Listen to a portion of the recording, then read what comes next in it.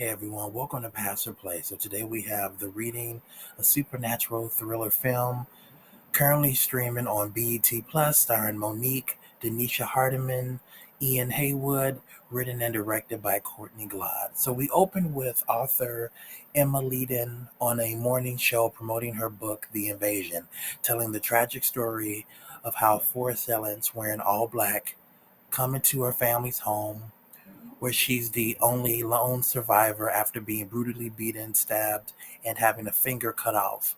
Her husband, daughter, and son were murdered without the assailants ever being caught. Now, cops do suspect that because her husband Matthew was a diamond seller, that the assailants were looking for diamonds.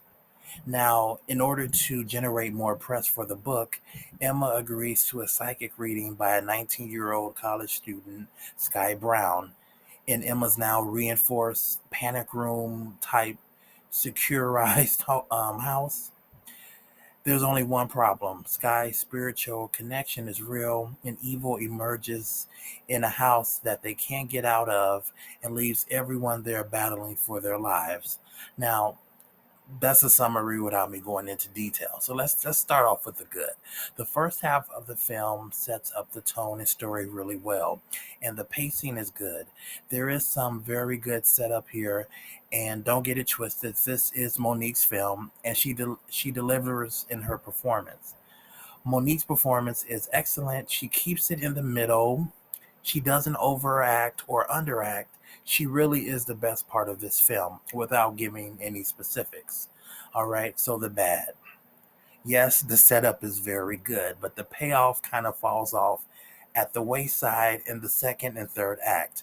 The supernatural aspect of the film doesn't get explored enough. They don't dig deep enough, and it comes back around at the very end of the film, whereas we as the audience are supposed to guess or draw our own conclusions from a line that is said earlier in the film that's said again later in the film to say that's what's happened or that's what I think has happened.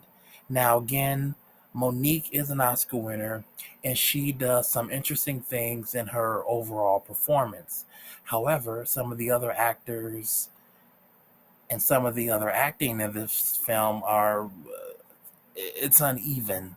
The actor playing the husband was only on screen for like maybe 2 or 3 minutes, but I feel like casting got it wrong. He just comes off very corny. I'm not saying that I don't believe him and Monique, wouldn't fall in love and be together, but at one point, Monique or Emma asks her daughter, "Where's daddy?" And he comes in and he's like, "Hers or yours?" And the daughter is like, "Ew, gross." And I agree. I agree. I second that, Kendall. And there's also a part where he's like, she's like, "I got something for you later tonight." And he's like, "Yeah." Nah. And then she like smacks his butt. I don't know. That whole part was just like off. I'm just like, was he the best audition, that they had? Because I feel like, like no one else is better. Look, who am I to judge? They pick who they think is the best. I don't know. I just feel like that was the best option. But either way, when the climax hits, the characters they go flight, and maybe one or two characters go fight, but they have no survival instincts at all. Writer and director Courtney Glaude's script does have some plot holes, dialogue, and logic problems, and you can overlook and enjoy the ride or not. That really just depends on you. Like how one character is shot point blank in the chest and is still walking and running around trying not to die like they're not already the Walking Dead. Sky's mother, who's, just like focus on school. I got these bills, but is also a sex worker who is doing it in the next room, the Sky's bare room, going, And what is the rate exactly? I was like, okay, but I can't really comment on that anymore because I'm trying to be nice, but I was just like, okay, certain things are just put in there to kind of move the story forward. That's the reason that Sky ends up deciding to do this job, even though her intuition is telling her not to, but it pushes the story forward. Now, there is this big twist that happens, which is fairly predictable, and you will probably see it coming. Which, with the way the movie ends again, leads us as viewers to draw our own conclusions with what we've seen and know, or think we've seen and think we know.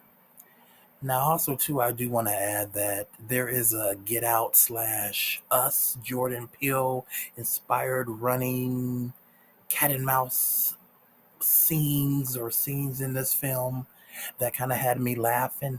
Not that it was funny, but serious scenes. But the execution was like, okay, I see you, Courtney Glaude. It's like, I really feel like he was inspired by Jordan Peele in certain aspects of this film. The tone is set really good in the beginning, but it tends to fall off in the second and third acts based on script and kind of how some of the actors are acting and portraying their characters. Let me also say, if now is the time to get touched by the spirit, can it be Muhammad Ali or Bruce Lee? Because y'all need help. Y'all need it here. Or the spirit of Jesus or God or like the Holy Spirit, something that's going to like actually save, like they say, they need to save a hoe. And either way, overall, I really like this. I really liked and enjoyed this film. It is a play for me. So what I would tell you to do with your BT Plus subscription is to go see the reading from writer and director Courtney Glaude, starring Monique, who is really great here. All right. I'm gonna give a few seconds, and then I'm gonna go into spoilers. All right. I will say please like, subscribe, and comment below if you do not want to see the spoilers. I'm gonna get into the spoilers right now. All right. So the Karen stepsister Amy and her comments, they're not cool. I did not care for that character. This is your stepsister who's been beat up and violated, and the way that she kind of talks to her and even talks to Sky and her friends while they're doing the reading, it's just like it was like very rude and just disrespectful. So I didn't feel bad when she died. I didn't feel bad for her. I did feel bad for Randy though. Kind of seemed like he was in another film and Randy was not ready. This you gotta be ready to stay ready. Randy was not ready, though none of these characters really were ready. Now why? And then two. Now why is Sky responsible to be the breadwinner for her mama, herself, and her three friends in college? It did not seem. And it did seem like they were going after people with money, but Sky was really getting the low end of that deal for the toll that it was taking on her. And Greg was just manipulative. I didn't feel bad for Greg when he died either. Also, in trying to get the attention of the mailman, why didn't they try to find a marker, paint, or lipstick to write on the window, help 911? Um, Emma is trying to kill us. Something like, you got the kids' room, nothing's been touched. They got paint, they got markers, they got she wears makeup. She got makeup, she got lipstick, eyeliner. I didn't, but of course you could be like, oh, they were in a panic. They weren't thinking right. They weren't thinking right at all, really. I also thought if it wasn't Monique who had killed her family, it was maybe going to turn out that maybe Greg was one of the men in the black hoodies and he was going to try to kill everybody because of Sky's gift, and then they were going to try to escape him, and he ends up trapping people in the house or whatever. But it turns out that it's Emma, Monique's character. Now the fact that Emma killed Matthew and the family because they were going broke, and they were going to perhaps have to uproot their lives and go back to the ghetto or the hood. I mean, I get it's a reason. I don't know if it's like the best reason, but depending on what her life was like in the ghetto or the hood prior to meeting Matthew, who knows? Matthew didn't keep his promise to take care of her while, assumably, it seems like maybe she stayed home and took care of the kids while he went out and worked. And he wanted the kids and she didn't. So she was like, "You can't keep your promise." Instead of, to death do us part, death do us part right now. She just took that into her own hands. Okay. You know, Emma's like, "F these kids."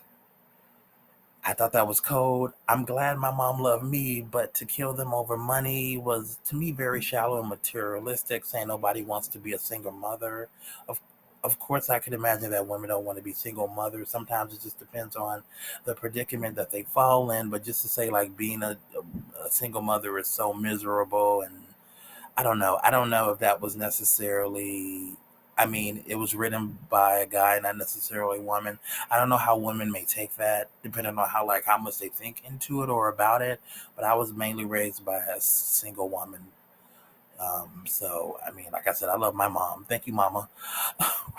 Mama, you're no. I'm not gonna wait. Shout out to Boys and Men though, but I'm not doing that. It just seemed like her character kind of snapped or has multiple personalities, which I thought was interesting.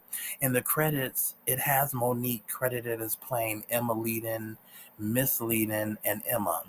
So does she have a split personality disorder and the killer came out as one of these personalities, or was it like an evil spirit? And that's kind of just based on the synopsis or the summary of the film. Is it an evil spirit that's taken over Emma, or is it like a split personality disorder? Did she just snap and was like, "I can't go back to the hood, and I'm just gonna kill everybody"? And now there are stories of this happening. I wonder, this could maybe even be loosely based on a real story. Now there are stories of women snapping and killing their kids, like, so maybe it's kind of based on something like that similarly, but I don't know. But either way, Monique, aka Emma, refers to herself in the third person in the film. Like, Emma's not going to do that, or Emma doesn't believe in God. So the question leaves me with, you kind of decide the outcome. It also could be that Emma had played the facade, like she says in the film, of being different versions of herself for people not to suspect anything and for her to pull off, killing her family and getting away with it and doing the book and all these different things to make the money and live a rich life, even if it means by herself, nobody, for people not to suspect anything. You really have to decide. Monique does her thing in this film, and it's cool to see her play a role like this kind of character. I hope she does do more roles like this, maybe with a bigger budget. Some of the sound and mixing of the sound is off too. I didn't say that earlier. But either way, my kind of ending is, I basically believe that the spirit of Emma took over and possessed Sky. So now Emma's spirit gets to be rich, promoting a new book in a new body who's younger. So I guess if she wants to get, even though she probably not gonna get married and have kids again now, she's like, screw that. I'm in a younger body. I can even do more than I had planned to before. Now the question is, what's gonna happen to Sky's mother? Because she better watch out. It may not end well for her. Because she is, they are kind of living.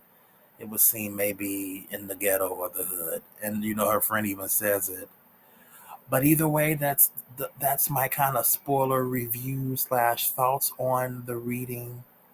Again, currently streaming on BET Plus. At one point, it was in the just added, and then it like disappeared. And then I ended up searching for it, and then I found it. I have my BET Plus subscription through Amazon Prime, but either way, it's there on BET Plus. It may even be airing on the channel. I'm not sure about the channel. I know it's on BET Plus, so I would say if you have the subscription, go watch this film. Give it a chance. It is by a black director. Um, I think he's still freshly starting off, but I still overall like the film. I'm not like, I mean, I'm giving a review on it, but I don't, this is not the worstest thing I've ever seen. Nobody starts, no actor, director, whatever, tries to make a bad film. I think that there's issues with certain things in the film, but overall it's still I think it's a good watch. I still had fun watching it. I was like, okay, where is this going? Even if it is kind of predictable. Other than that, if you like this review, hit the like button. If you got comments about anything I said, anything that you think that differed from mine, comment below. If you're not a subscriber, please subscribe. Please check out my other videos. Other than that, see you next time. Bye-bye.